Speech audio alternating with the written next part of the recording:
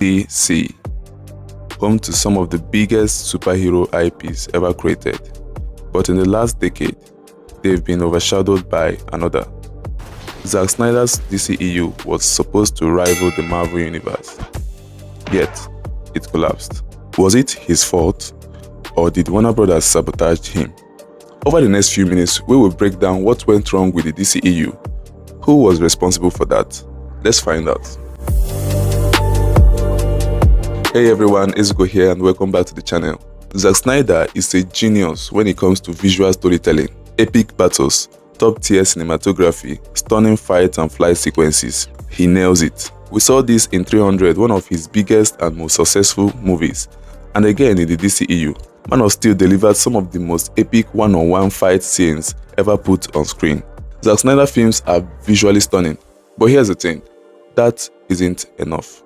He was brought into the DCEU not just to make cool action scenes, but to create a cinematic universe with appealing storytelling that can stand alongside with the Marvel Universe. On that front, he failed. But why? To understand this, let's look at the mindset of both key players at that time, which is Zack Snyder and Warner Brothers executives. Look, Snyder is known for his epic, godlike depiction of his superheroes, something that worked brilliantly with the 300 movie.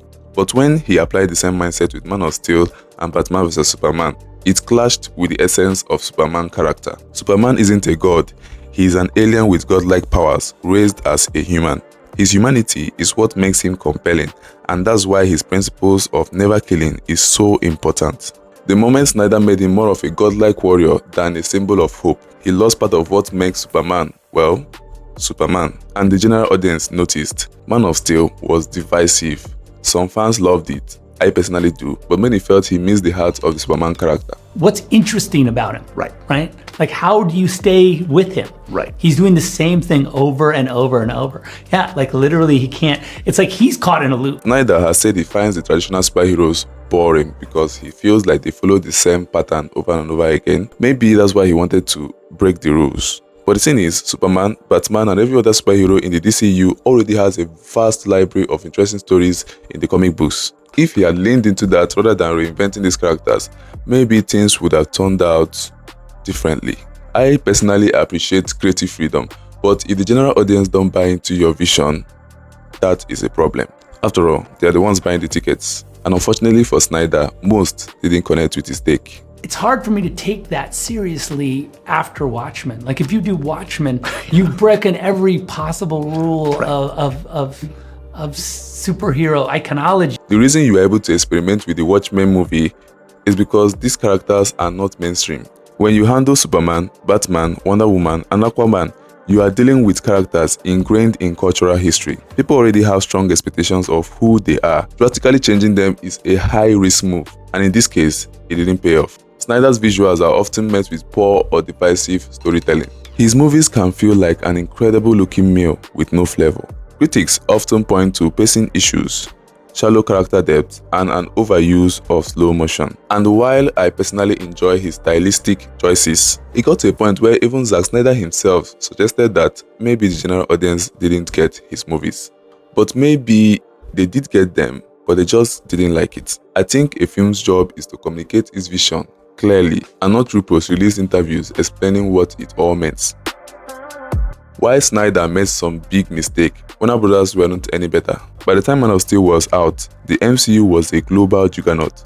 Warner Brothers wanted their own billion-dollar franchise and they wanted it fast. Instead of taking time to build out individual characters and creating a solid foundation, they rushed to get their own Avengers-level success. They constantly interfered, giving Snyder notes. Snyder never had complete creative freedom. Then came their biggest mistake, bringing in Joss Whedon. The fact that they brought in Joss Whedon isn't the mistake, but the reason why they brought him in was the mistake. After Snyder stepped away from the Justice League movie due to personal tragedy, Warner Brothers saw an opportunity to pivot. Then they brought in Whedon, hoping to Marvelize DCEU. That is a mistake right there. The DCEU is a different and unique franchise which should have its own personality. So we shouldn't be Marvelizing the DCEU.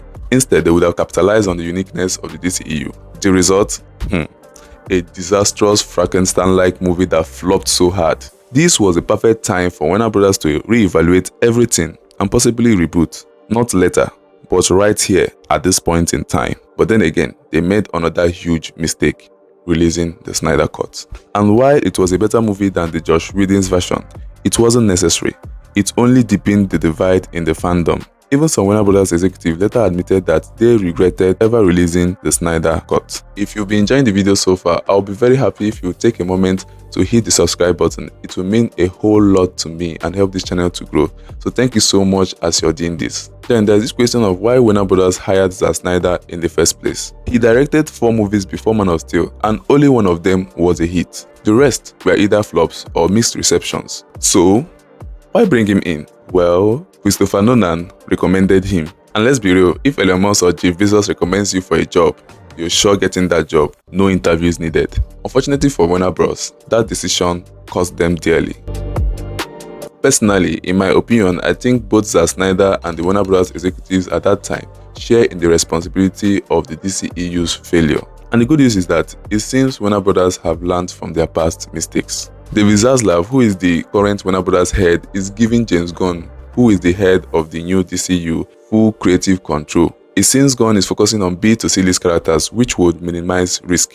And finally, there is now a clear, mapped out timeline. Hiring Gunn makes business sense. Unlike Snyder, Gunn has a nearly flawless track record.